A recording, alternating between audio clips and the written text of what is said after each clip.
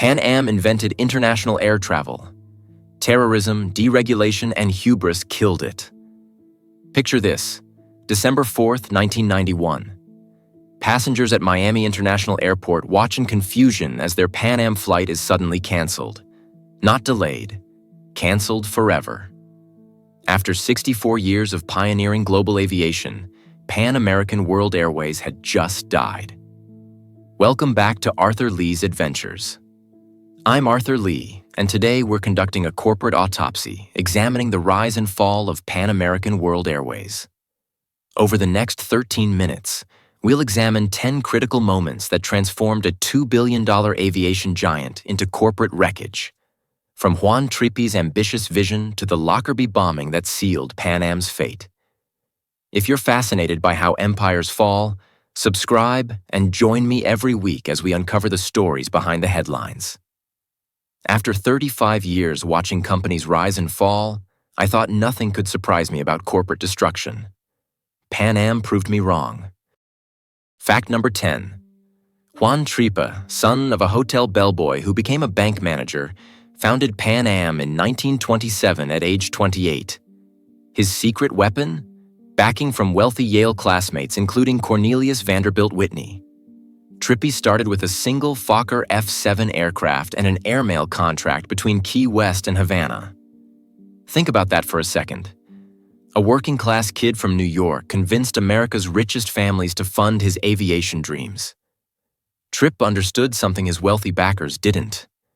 Commercial aviation wasn't just about moving mail between islands. It was about connecting the world. That Fokker F-7 would carry Pan Am's first passenger on January 16th, 1928. The fare from Key West to Havana? $100.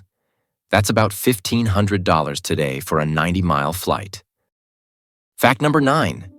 In 1965, Juan Trippe made the most audacious bet in aviation history. He placed a $525 million order for 25 Boeing 747 jets, the largest commercial aircraft order ever made at that time. Here's the incredible part. The 747 didn't even exist yet. Trippe was betting Pan Am's entire future on jumbo jets before knowing if passengers would fill them. Boeing had to develop the 747 specifically for Pan Am's requirements. That $525 million? Nearly equal to Pan Am's entire annual revenue. Trippe borrowed everything to make it happen. He believed bigger planes meant lower costs per passenger. Lower costs meant cheaper fares. Cheaper fares meant more travelers. It was brilliant in theory.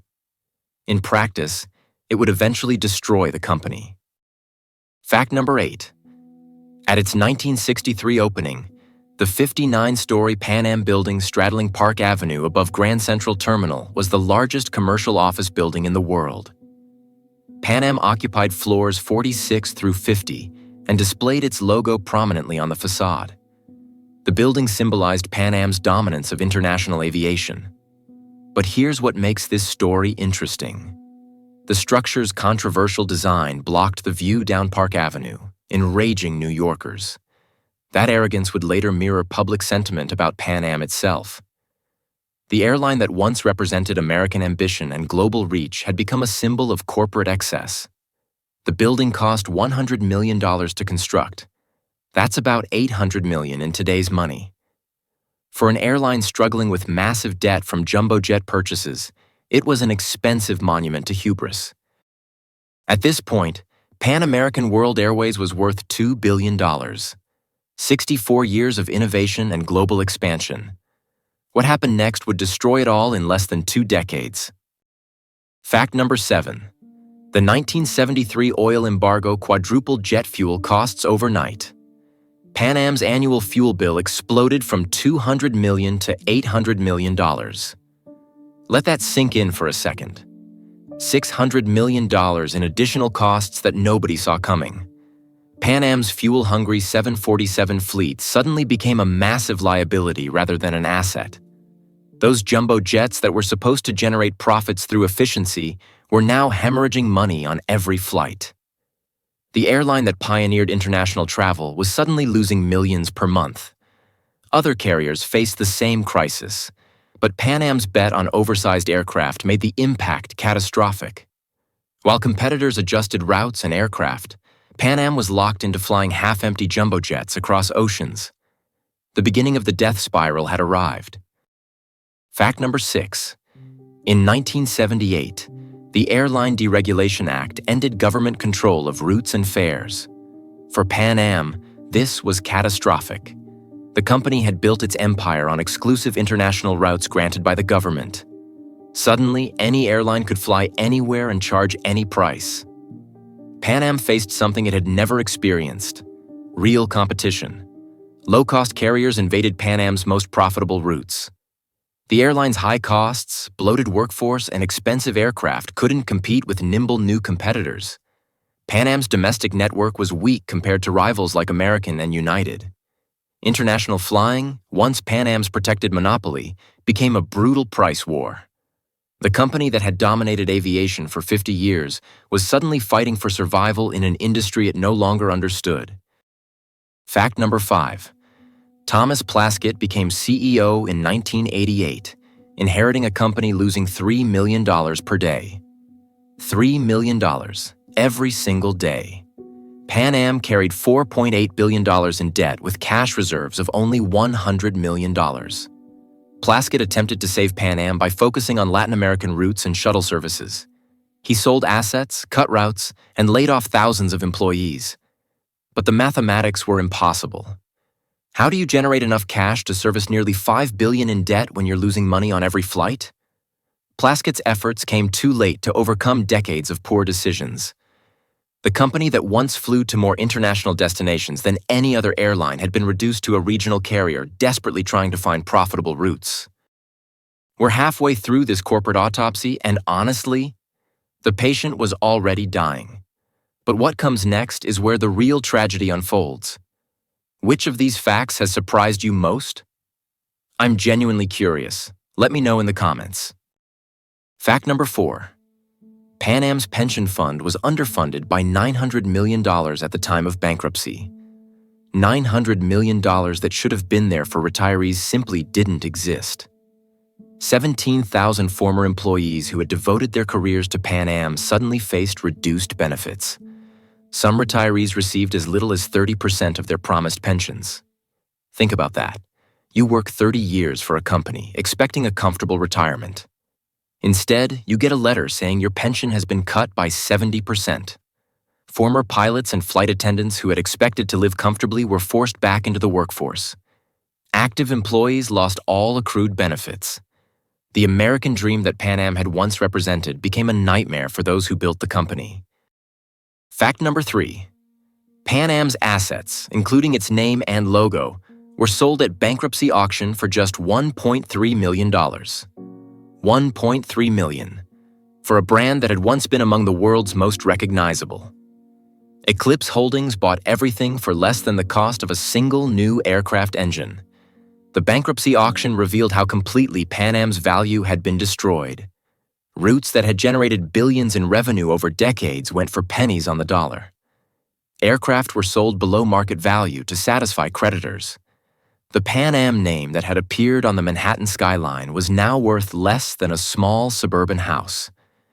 Creditors recovered only 4 cents on every dollar owed. It was one of the most complete destructions of corporate value in American business history. Fact number 2. On December 4th, 1991, Pan Am abruptly ceased operations. The shutdown came just 3 days after Lockerbie victims' families were awarded $500 million in damages that the airline couldn't pay. The timing was devastating. Just before Christmas, thousands of passengers were stranded worldwide. 7,500 employees learned they were jobless through television news broadcasts. Pan Am's final flight from Barbados to Miami landed at 10:30 p.m. on December 4th. Captain Mark Pyle announced to passengers, "Ladies and gentlemen, welcome to Miami and welcome to the end of an era." 64 years of aviation history ended with that landing. The airline that had connected the world couldn't even afford to notify its own employees before shutting down. But here's what makes this story truly extraordinary. The most shocking revelation is still to come. And that, Right there is the moment everything changed. Fact number 1. On December 21st, 1988, Pan Am Flight 103 was destroyed by a terrorist bomb over Lockerbie, Scotland. All 259 people aboard died, plus 11 on the ground. This wasn't just a tragedy. It was Pan Am's corporate death sentence. Federal investigators found that Pan Am had ignored specific warnings about potential terrorist attacks and failed to match baggage with passengers. The airline's cost-cutting measures had compromised safety protocols that might have prevented the bombing. Beyond the human tragedy, Lockerbie triggered massive lawsuits and destroyed public confidence in Pan Am's security. Bookings plummeted 20% in the following months. Passengers actively avoided flying Pan Am out of security concerns. The wrongful death settlements totaled over $500 million. You cannot make this stuff up. An airline that had survived the Great Depression, World War II, oil embargoes, and deregulation was killed by a terrorist bomb and its own security failures. So what happened to the key players? Juan Trippe had died in 1981, before seeing his life's work destroyed. Thomas Plaskett, the final CEO, moved on to lead Continental Airlines briefly before retiring. Most Pan Am employees never fully recovered financially from the pension losses. The Lockerbie families continued legal battles for decades, eventually winning additional settlements. The aviation industry implemented stricter security measures, but it took September 11th to create the comprehensive screening we know today. Pan Am's routes were scattered among dozens of carriers. Its aircraft flew on with different paint schemes. The name itself passed through various owners who attempted revivals, all unsuccessful. The lessons from Pan Am's collapse remain relevant today. First, success breeds complacency. Pan Am's dominance of international aviation made it slow to adapt when competition arrived. Second, debt kills flexibility. When crisis hits, over-leveraged companies can't pivot quickly enough to survive. Third, security isn't optional. Pan Am's cost-cutting and security didn't just create liability, it destroyed customer confidence. Finally, past performance doesn't guarantee future results. The airline that invented international travel couldn't adapt when the world changed around it. If you watched our episode on Kodak, you saw the same pattern. Market leaders who fail to evolve eventually become cautionary tales. Remember, this video is for educational purposes only. It's not financial advice. Always do your own research and consult professionals before making any investment decisions. Which moment shocked you the most? Was it Juan Trippe's massive jumbo jet gamble, the pension fund betrayal, or the security failures that enabled Lockerbie? Drop it in the comments. I'm genuinely curious which part of this story resonates most with viewers. If you want to see more corporate autopsies, subscribe and hit the bell. We're examining the rise and fall of business empires every week. Next time, we're looking at another American icon that fell even faster than Pan Am. That's another chapter of business history uncovered. Out here in the desert, you learn to see clearly. No distractions, just the truth. And the truth about Pan Am is that the patterns are clear for those who look. Until next time, keep exploring.